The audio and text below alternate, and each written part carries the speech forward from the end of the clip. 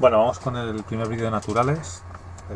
Vamos a hacer así a distancia sin tener clase presencial para los que veníais. Entonces voy a repasar un poquitín, sobre todo quedaos con que estamos viendo, teníamos las diferentes clasificaciones que iban de reino, división, clase, orden, familia, género, especie, desde mayor ampliación. O sea, recordad que esto lo hacíamos también, lo vimos en un ejercicio con un circulito que está bastante mejor, son círculos concéntricos, ¿vale? Entonces, si lo ponemos así, el reino sería el más externo, o sea, es decir, tendríamos el reino, luego vendría que incluye la división, que incluye la clase, que incluye el orden, que incluye la familia, que incluye el género y que incluye la especie por último, ¿vale? Eso sería un poco... Y estamos viendo los reinos, ¿de acuerdo? Los diferentes reinos que teníamos. Habíamos visto el reino monera. Lo importante, característica del reino monera, está formado por los individuos de una única célula, pero procariota. Os recuerdo que de células teníamos dos tipos. La eucariota, espera, voy a coger una pizarrita, un momentín, abrimos una pizarra, un periquete, vamos a ver, y lo vemos. Vamos aquí esto, vale. Espera porque se va a ir, ¿no? No se va, vale. ¿Veis cómo se va? Y ahora aparecerá otra vez y lo pongo en grande. Vale, aquí está. Bien. Entonces, recordad que de células había dos. Pro, que significa antes, cariota, y cario significa núcleo, y eucariota. ¿Qué diferencia había? Dos células, tal. Que el material genético lo tenía suelto dentro de la célula, mientras que aquel material genético estaba envuelto en una estructura que denominábamos núcleo. Eso es una célula eucariota. Aquella que tiene un núcleo definido con el material genético dentro, ¿vale? Con el material hereditario. ¿De acuerdo? Entonces, el primer reino de los moneras está formado, como os pone aquí, por aquellos seres que son todos una única célula, todos son unicelulares, una sola célula, pero procariota, ¿vale? Comprende dos grandes grupos de organismos microscópicos, arqueobacterias, ¿vale? Y las eubacterias, ¿de acuerdo? No son eubacterias porque tengan eucariotas, ¿eh? Las bacterias son siempre procariotas. Las bacterias no tienen núcleo, ¿de acuerdo? La bacteria es la forma esta que conocemos con el material genético suelto, ¿de acuerdo? Vamos al segundo reino, que ya lo nuevo. Reino de los protistas. El reino de los protistas son organismos unicelulares también, están formados por una única célula, pero esta célula ya es eucariota, es decir, ya tendríamos un núcleo definido, ¿vale? Donde está el material genético. Bueno, esto dependiendo, algunos autores engloban además organismos que tienen más de una célula que poseen una organización interna mucho más simple que los seres. Bueno, de protozoos vamos a entrar en ese sistema, vamos a quedarnos con la primera parte, ¿vale? ¿Qué se incluyen aquí? Pues protozoos, lo que vemos en el agüita, organismos con características animales como amebas, paramecios, algas. No voy a entrar, no os voy a preguntar que me digáis, que me enumeréis todos los organismos que forman parte de cada reino, ¿vale? Pero sí, por ejemplo, que sepáis que pues los hongos son unicelulares, ¿vale? Como las levaduras, que sepáis que están ahí, ¿vale? Simplemente eso. Pero sí, reino protista está formado por unicelulares y eucariotas, ¿de acuerdo? ¿Vale? O sea, fijaos que si yo pongo aquí y digo reino, si yo pongo monera, es unicelular, pero procariota, ¿vale? Si pongo el reino protista, también es unicelular, pero eucariota, ¿vale? ¿De acuerdo? Cuidado con eso. Luego vamos al reino de los hongos. Aquí ya es, siguiente complejidad, seres eucariotas, pero pluricelulares. Ahora ya tenemos seres que están formados por la unión con núcleo de varias células eucariotas, ¿vale? ¿De acuerdo? Aunque algunos también incluyen los hongos unicelulares, pues bueno, mediante esporas, aquí siempre hay un poco de controversia, pero bueno, sería sobre todo seres eucariotas pluricelulares, ¿vale? A pesar de su aspecto no realizan la fotosíntesis, sino que son importantes organismos heterótrofos. Recordad que un organismo heterótrofo es el que no es capaz de fabricar su propio alimento, tiene que ingerirlo, ¿vale? Muchos descomponen la materia orgánica, haciéndola no basta para incorporarse, bueno, lo tenéis ahí, ¿de acuerdo? Luego ya pasaríamos al reino de las plantas, que incluye seres eucariotas pluricelulares cuyas células tienen por fuera de la membrana una pared de células. Es decir, aquí la célula eucariota, esta es una diferencia con la animal, posee fuera un recubrimiento, una pared, ¿vale? Que es lo que se llama la pared celular, no la membrana celular. La membrana tiene tanto eucariotas animales como vegetales. En el caso de los vegetales, la característica es que poseen una pared más dura que es esa membrana, ¿vale? Y se especializan formando tejidos, es decir, aquí las células ya se asocian con una función determinada que es un tejido, ¿vale? Como cuáles, por ejemplo, una planta, ¿cuáles son los órganos? Pues la raíz, el tallo, las hojas. La raíz coger los nutrientes, el tallo transportar la savia, las hojas hacer la fotosíntesis con muchos cloroplastos, en fin. Las células ya se agrupan formando estructuras que tienen una función determinada, ¿vale? Las plantas sí que tienen la capacidad de realizar la fotosíntesis, ¿vale? De hecho, sobre frutales que tenéis ahí, ¿de acuerdo? Luego está el reino de los animales. Incluye seres eucariotas pluricelulares también, ¿de acuerdo? En este caso, las células animales no tienen pared celular, ¿de acuerdo? Tampoco van a tener cloroplasto, no somos capaces de hacer la fotosíntesis. Sí que se especializan, igual que los otros, para formar tejidos y órganos, y esos órganos se agrupan en aparatos, ¿de acuerdo? Aparatos que le van a pasar a las plantas, el aparato digestivo y demás, ¿vale? En general son organismos dotados de sensibilidad frente a diversos estímulos y de movimiento con desplazamiento, bueno, y no realizan la fotosíntesis, sino que son heterótrofos también, ¿vale? ¿De acuerdo? Son organismos heterótrofos. Bueno, he dicho antes, no lo he nombrado, que las plantas son autótrofas, ¿eh? En general son autótrofas. Las plantas son capaces de fabricar su propio alimento. Claro, no se pueden desplazar. Entonces la naturaleza no va a dejar un organismo que no se puede desplazar a expensas de cómo consigue el alimento. Pues es capaz de fabricar su propio alimento, que es el que luego nos comemos nosotros, ¿vale? Sin embargo, los seres vivos, el reino animal, se caracteriza porque somos heterótrofos, ¿de acuerdo? Bien, vamos a ver aquí, completa. Dice el reino, voy a poner aquí como siempre los numerillos.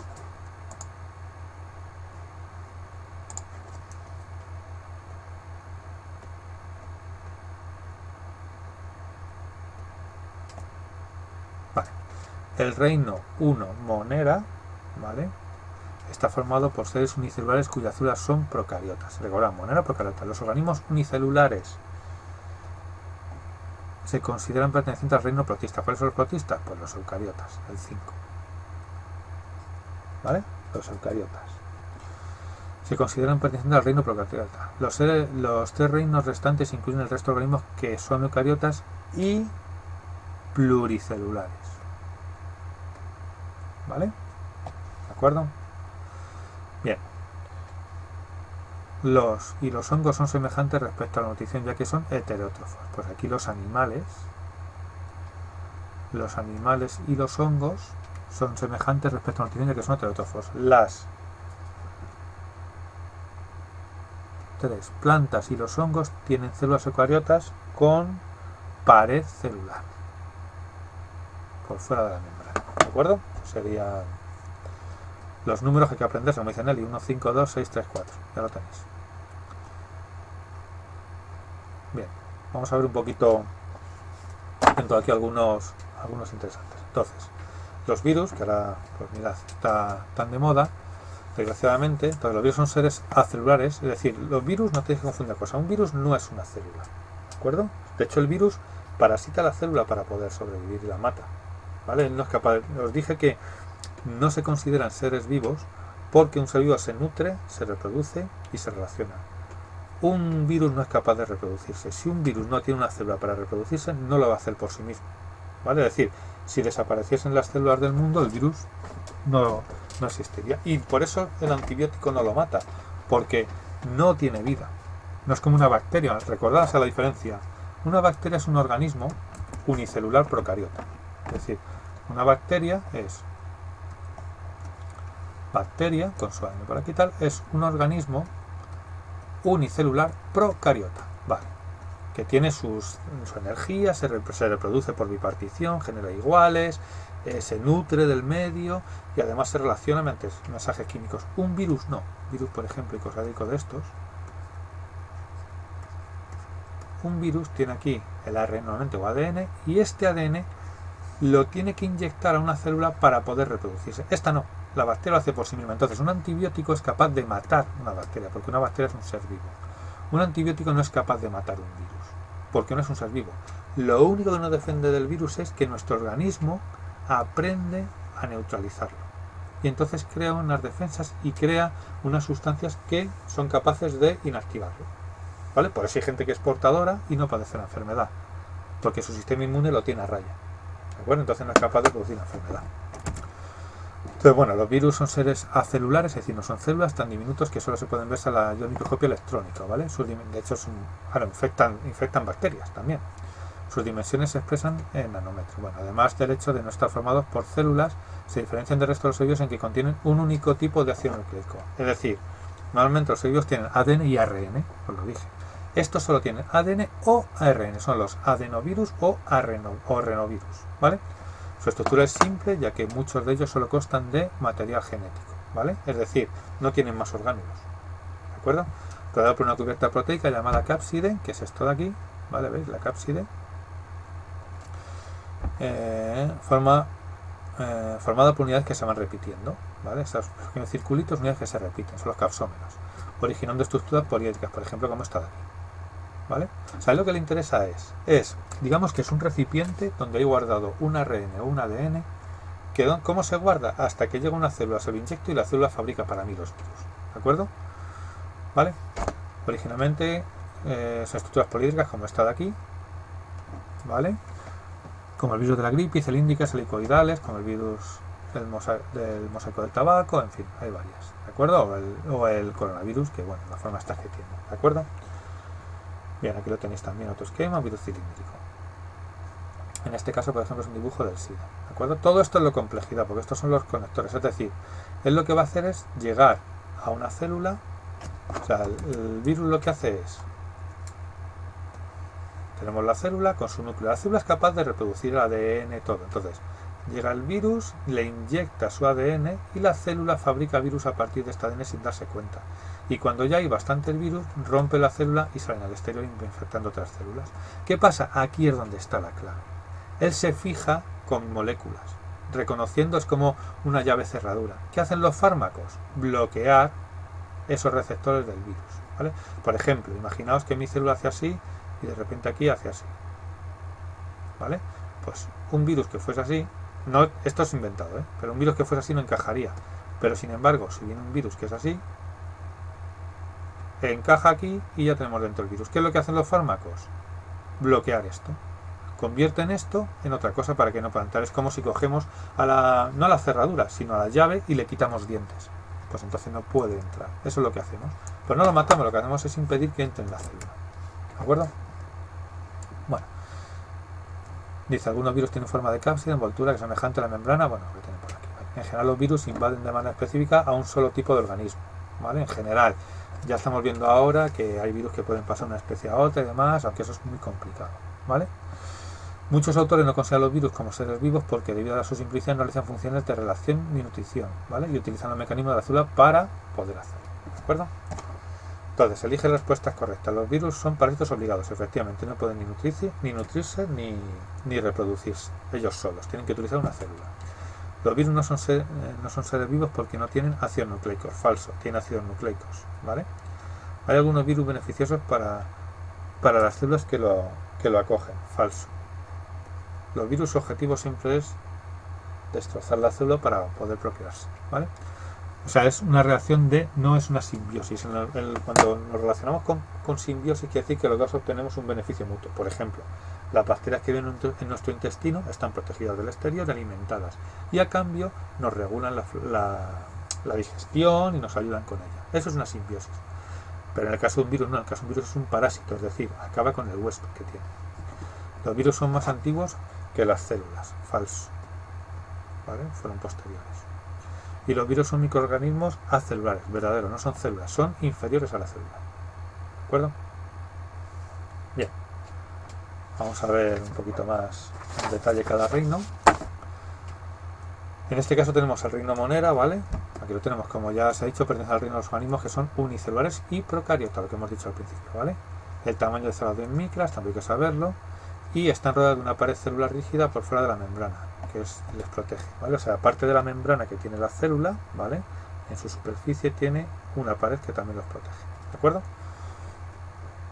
Bien, algunas tienen flagelos, lo que te digo, para desplazarse, que es un flagelo, pues tengo la bacteria y tiene una prolongación más larga que lo que hace es moverlo para desplazarse, ¿vale? ¿De acuerdo? Móviles, o también tienen cilios para añadirse, o sea, para adherirse a, por ejemplo, las bacterias que causan enfermedades en la garganta, pues se adhieren a la mucosa de la garganta. ¿Vale? Algunos tienen flagelos, pero pues, atendiendo a su forma se llaman cocos, si sus células son esféricas, ¿vale? Bacilos si son más largas, como bastoncillos, fibrio, bueno, tampoco hace mucha, no hace falta que lo sepáis, su forma es intermedia entre los anteriores, ¿vale? Bueno, están un poco ahí para que veáis las formas que tienen. A veces se asocian dos de ellos, eso sí que es importante, decir que sepáis que aunque son unicelulares, a veces se pueden asociar no para formar un órgano, ¿vale? No, ¿vale? Sino para formar una comunidad, que es diferente. O sea, no es como en el caso de los eucariotas que se unen y de repente hacen un corazón, o un pulmón, o un tallo, o una raíz. No, aquí lo que hacen es unirse para formar una comunidad, simplemente, ¿vale? No es, cada uno es independiente del otro en cuanto a las funciones, ¿de acuerdo? Bueno, otro, aquí tenéis streptococos. Actualmente se incluyen en este reino dos tipos muy diferentes entre sí, las arqueobacterias, que vienen a ambientes extremos, ahora lo veremos, y las eubacterias. Vale, entonces, aquí tenéis un poco las arqueobacterias. Arqueo significa antiguo y bacterium que significa bastón. Bueno, son un grupo de organismos muy antiguos, ¿vale? Fijaros de cuándo viven, y muy simples. Aunque carecen del núcleo, tienen algunos rasgos comunes con las células eucariotas, ¿vale? Sí, pues efectivamente tienen, por ejemplo,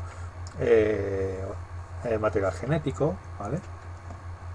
¿De acuerdo? Se consideran fósiles vivientes, es decir, nos tiene información de aquella época.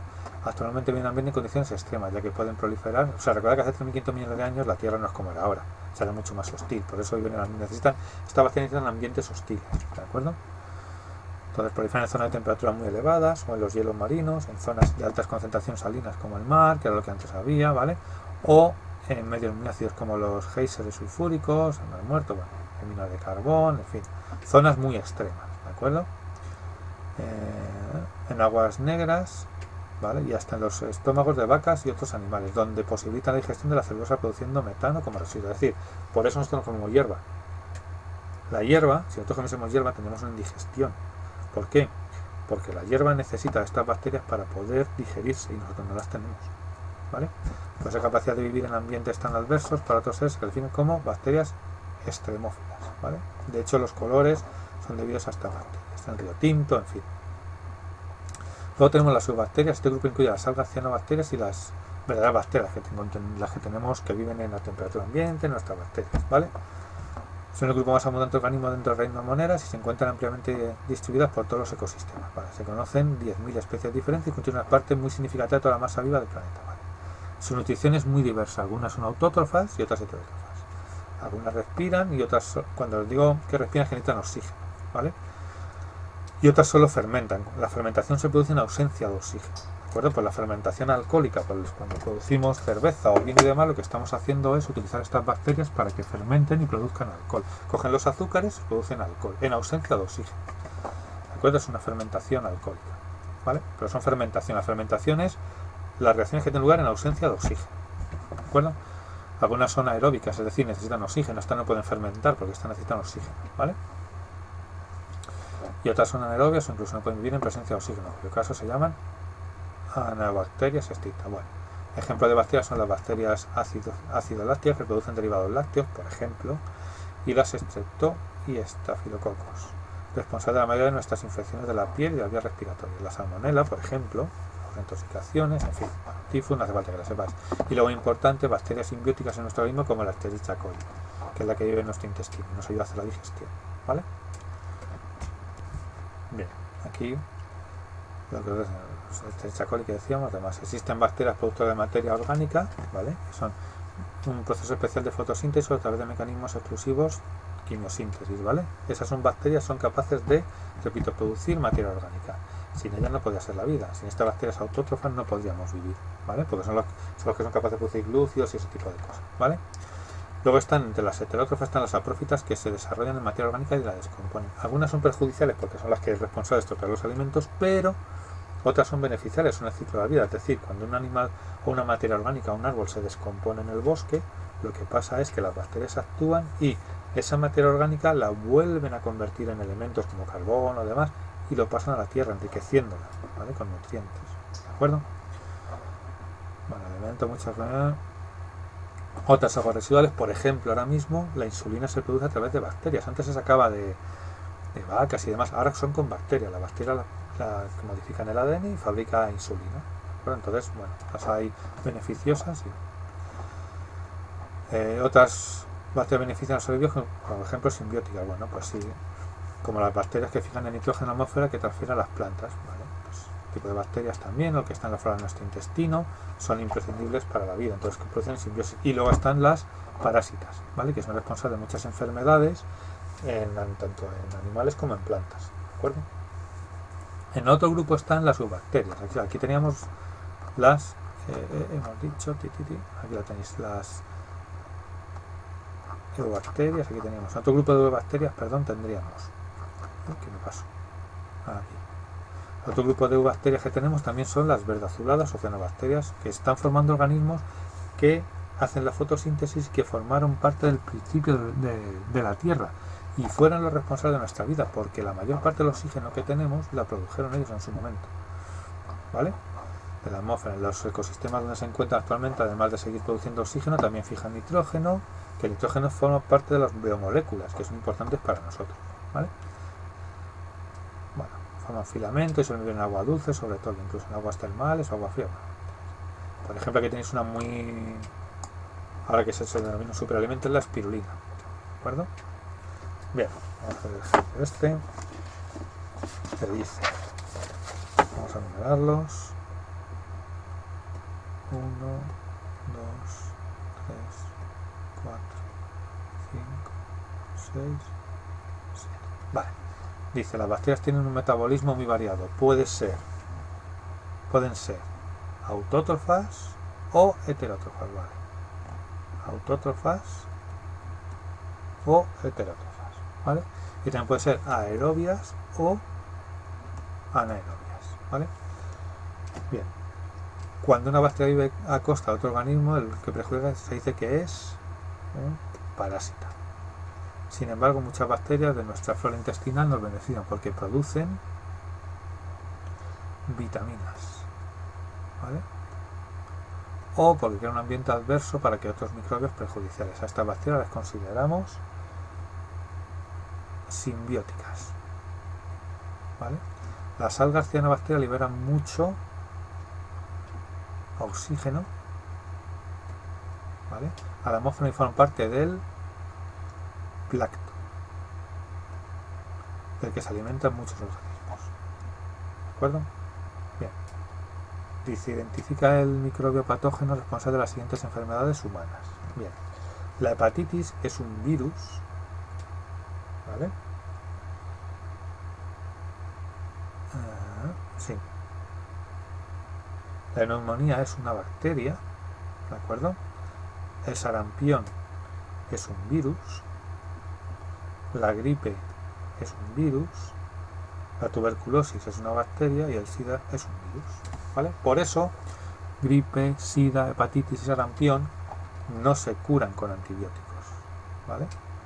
Lo que hace el antibiótico sí que es verdad es que si yo tengo una gripe, mi sistema inmune tiene que aprender a luchar contra ese virus, el virus de la gripe.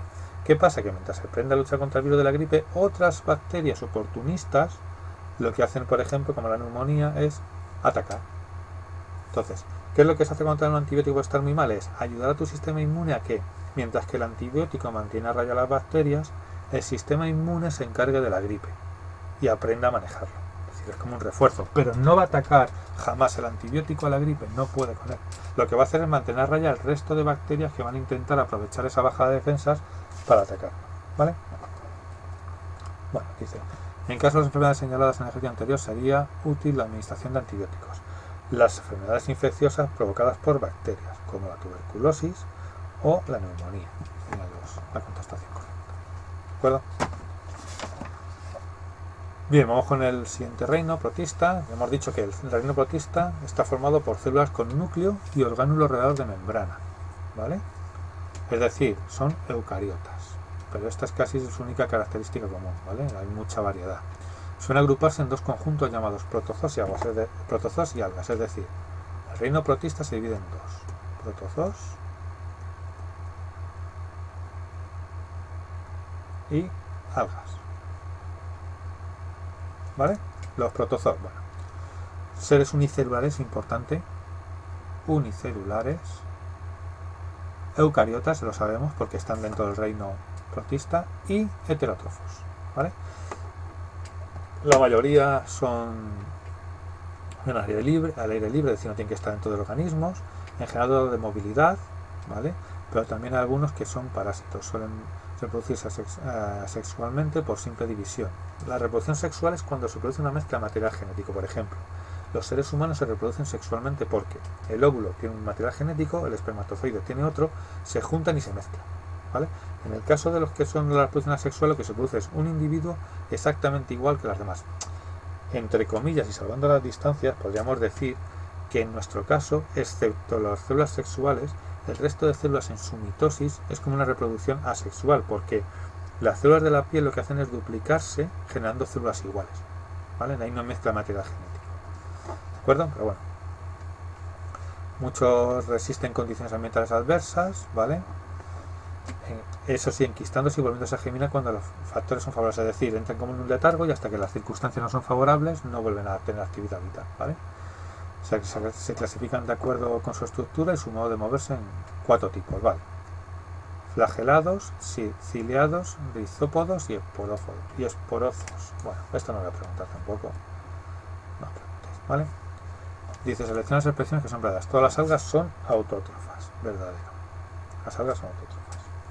Los principales grupos de protistas son los protozoos y las algas, verdadero. A partir de los protozoos se obtienen muchos compuestos útiles en la alimentación. Falso. Todas las algas contienen los mismos tipos de pigmentos fotosintéticos. Falso. Esto lo veremos más adelante.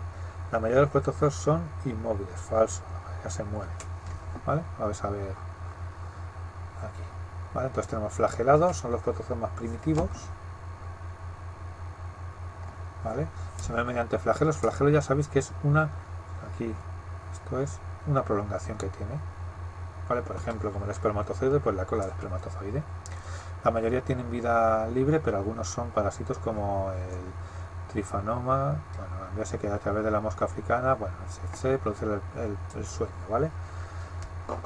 Insectos xilófagos, bueno, está un poco igual.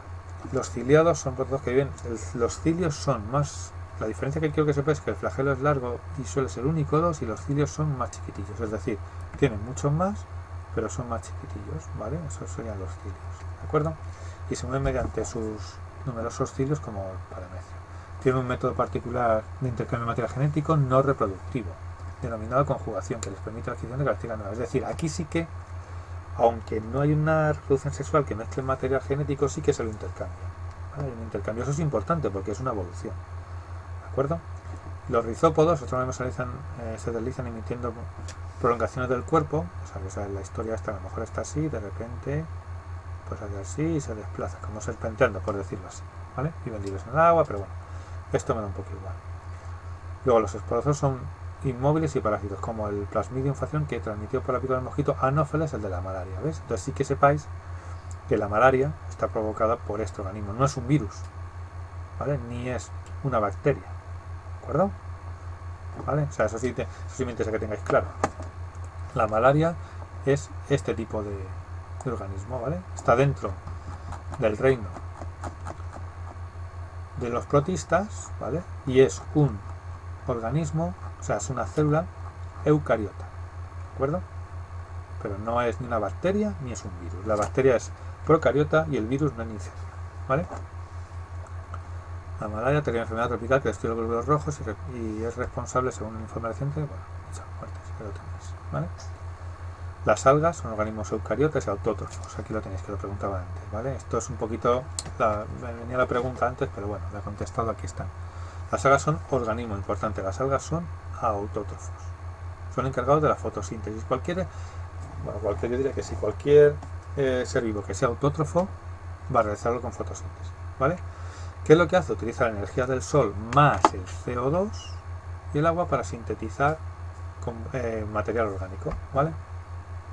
Hay algas unicelulares, ¿vale? Y algas pluricelulares, ¿de acuerdo? Un poco igual, también como esto un poco igual, verdes, pardas, bueno, dependiendo de los compuestos que tengan, ¿vale? pues aquí teníamos las algas pluricelulares son organismos autótrofos. A ver, esperad.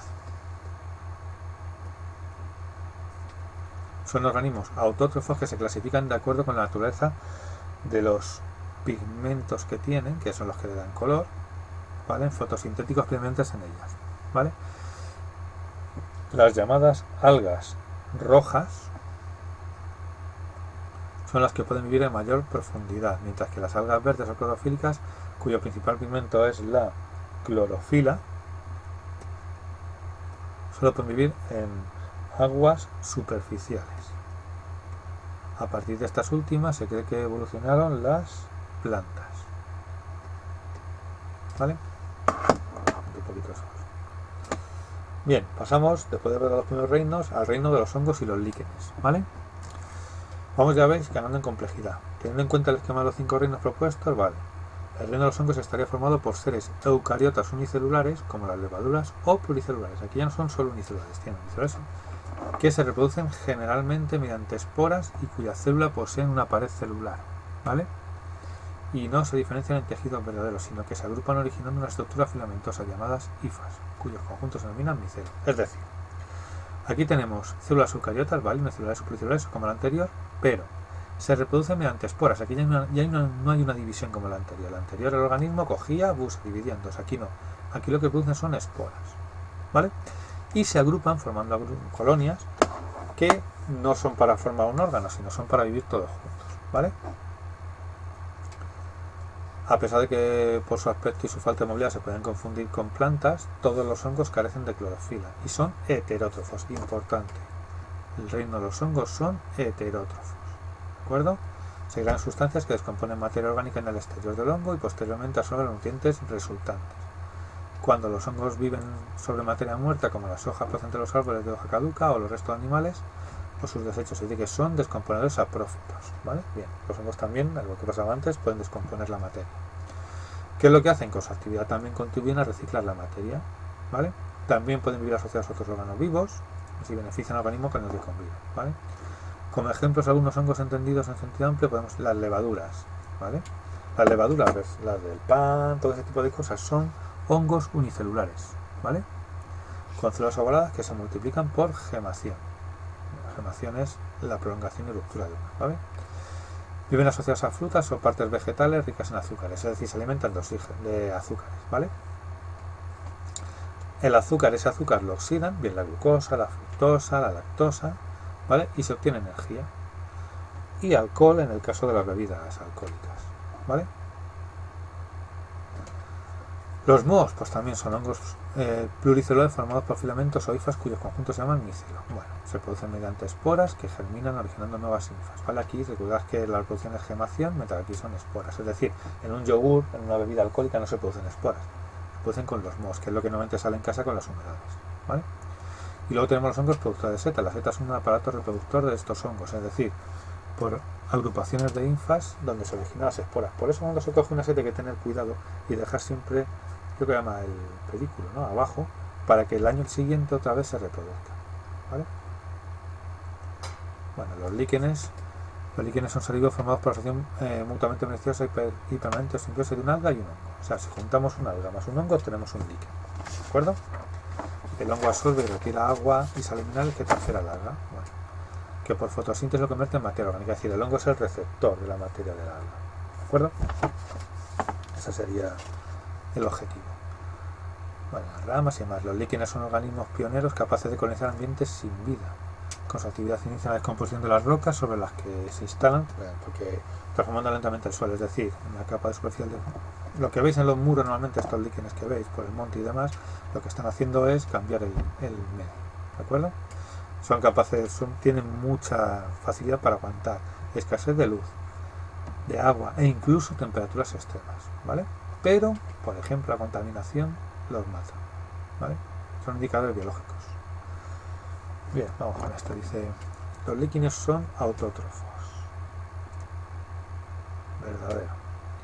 Los líquenes son un tipo de hongos y se consideran únicamente como pertenecientes al reino. No, falso.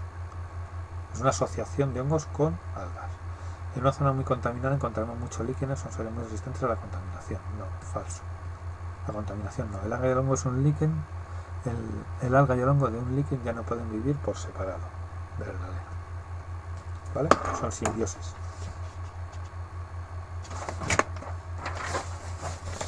Será para este vídeo.